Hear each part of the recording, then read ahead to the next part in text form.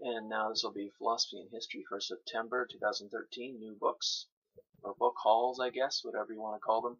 So I'll just start with a couple, and this is intellectual history and philosophy. I'll just get with the first couple here. So here is the Russian Thinkers, or Russian Thinkers. This is by Isaiah Berlin. That's probably the main reason I picked this up. Isaiah Berlin is a semi-intellectual in the 20th century. I have some of his essays on liberty, which I actually recently was getting into, I've been looking at because he has some perspectives on history, how history is done. And so I also have a biography of Isaiah Berlin by Michael Ignatieff, who actually ran for the Liberal Party in Canada. Apparently he was a United States professor, but was born in Canada.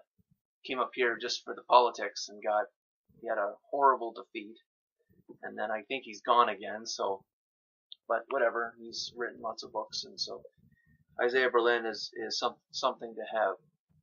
And here's the other one in philosophy I thought might be interesting, The Matrix and Philosophy. So I think pretty much everyone has watched the Matrix movies, the three of them. And there is a lot of philosophy in the Matrix movies, which is great because often the public does not think about these issues. They're ignorant of these issues, especially with the opening of Neo into the Matrix. And the idea is, if you remember the scene where Morpheus, they're in the white room, and Morpheus asks Neo, what is real? Is it just the brain, the signals interpreted by your brain? Is that what is real? And it's great because that was an old argument made by, I believe it started with Descartes, with the evil demon argument, to say that what could a demon or a devil not simply manipulate the inputs and outputs of our brains so as to fool us into what we're seeing, what we're feeling, what we're hearing, all those kinds of things. And that argument was later brought up again or at least retermed by Hilary Putnam in, I think it was like the 80s or 90s, not too long ago, where he called it, it's the conventional term would be the brain in the vat. So if you could think in the future in which brain transplants may be possible, you want a new body. Let's say eventually the brain, I assume, will die as well, but let's just assume that you could get a new body. Your body had a horrible accident and it's mangled, and you want a new body for the brain. You have your brain taken out of your body and then put into a vat, and before that all happened, you could have a preference as to where you want to be while you're in stasis. So they put your brain in a vat, but you believe you're on vacation in Florida, and then when your brain is put into the new body, then you reemerge in the operating room there. So it's interesting. Also consider, the Star Trek, the holodecks, those kinds of things in terms of creating a new reality, just based on sensory inputs. And if they just manipulate those, then they can create a new reality. So those kinds of ideas, that's just like one touch, that's one piece of the beginning of the Matrix.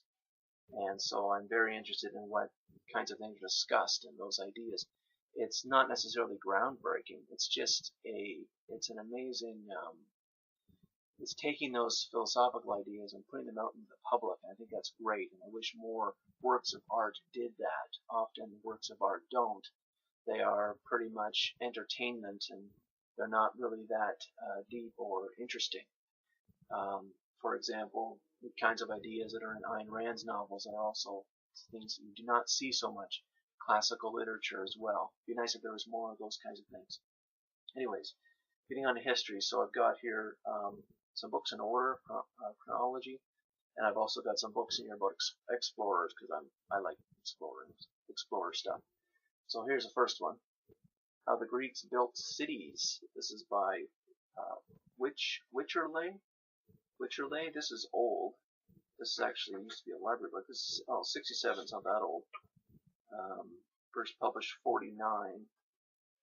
I thought this would be great in terms of how the Greeks first built their cities, because of course you may know that we get quite a bit of architecture from the Greeks, and of course the Romans, but of course the Romans took a lot of their stuff from the Greeks. So of course things like this come right from the Greeks. But I was interested not just architecture, that's one thing, but also about just placement of buildings. Consider nomadic peoples that build villages for the purposes of mobility, so they don't build stable structures, they build things that they can tear down and move again. Their building sophistication is going to be quite low because they don't really care. They're just building them in a circle and then around a fire or something, and then that's it. They pick them up, move again. Once you get into civilizations that maintain cities that don't move, now you've got a problem of where things go, especially when the Greeks, or was it the Greeks or the Romans, they started introducing aqueducts and water systems. Now things matter where they go. So I'm curious about early city development. Here's just a general reader, The Lost Civilizations of the Stone Age. I thought this might be good. This is by Rudgley, 1999. I thought this would be good for the Ancient Civilization series that I'm reading, and it's got some good stuff on it, and some photos and fossils and arrowheads and all that. I thought that would be nice because I am still doing that series, the Ancient Civilization series, starting with pre-man, pre-civ, and then getting into Sumeria. I have recorded video for pre-man and pre-civ. Unfortunately, the audio, I recorded it in 720p, which was a mistake. I just have a netbook, which is what I'm doing right now, although I have a separate webcam that I bought, which is not that great compared to the webcam in the laptop. But it does come with some noise cancellation, which is nice because it's got its own mic. It's a creative webcam that I bought off Amazon, and unfortunately I record in 720p and the netbook can't handle that, so the audio and the visual are screwed up. They don't sync, and I try to edit the video so they would sync, but it's horrible. It's terrible. So I'm probably going to just put a picture up for the visual, but you'll get the audio. And there's only a couple times where I flash a picture from H.G. Wells's book, some old pictures of dinosaurs and prehistoric animals, pretty much. But I can then put those in, but for the most part it's just going to be the audio, but that's okay. It was the first couple videos I did for that long series. I don't know how much I'll get into it, but it's the first couple videos, and I expect that they're not going to be perfect and great. But I am still looking forward to doing it because I think it'd be really neat and if you don't know what I'm talking about, I think I talked about this before in another video. I do have an intro video, but it's not public yet. I've left it unlisted because I didn't want to make that public until I had the first videos up. But I think I talked about this before. I was going to integrate video game content into the ancient civilization videos, and what that's going to mean is what I talked about the ancient Greeks. That I'm actually going to show you a game that has the ancient Greeks. There's a game called Olympia, made by Sierra. That's perfect. Same with the Egyptians, which actually the Egyptians will come before the Greeks. When I talk about the Egyptians, I'm going to show you Pharaoh, which is a great game. Actually, that's another game that I could do for a video series, but anyways, I want to show some video game content while I talk about the civilization. So it's the Egyptians, so it's the Greeks, eventually the Romans. I can use Total War Rome. That's perfect. So I'd like to get into that because I think that's a new way of educating, or a new way of giving out content that hasn't been done before. So I'd like to do it. It's just at the time and all that. Okay, next one is The Americans, A National Experience. This is by Daniel J. Boorstin. I do have his The Americans, The Colonial Experience. I think it's in hardcover. I saw this. It was in paperback. This is a paperback, and also the Colonial Experience was also there in paperback. And they matched, but I didn't want to buy both because I already have the Colonial Experience. This is 1965. So more on, of course, the beginnings of America. The national experience must come after the colonial experience, so this must be after they declared independence to be considered now a nation. Whereas before that, of course, they were only colonies on the eastern coast. Here's E.B. Hobsbawm, The Age of Empire. This is actually, I didn't know this, but see, oh yeah, the years show there, 1875 to 1914, of course, after World War I. I think 1875 was the French Revolution. Of course, I didn't know, but Hobsbawm is actually a popular historical writer, and his series is popular. The Age, I don't know what the series is called, but it's The Age of blank. So actually, I think it's behind me. I have the other ages, The Age of Capital and The Age of Revolution, which come before those books. And there's actually, I think, another one after The Age of Empire, The Age of Extremes, I think it's called. The Age of, I think it's called The Age of Extremes. That'll be after World War I, I guess. And I wonder what he means by extremes. Maybe he means communism and Nazism, which are pretty nasty. So, yeah, that's just another addition to that series.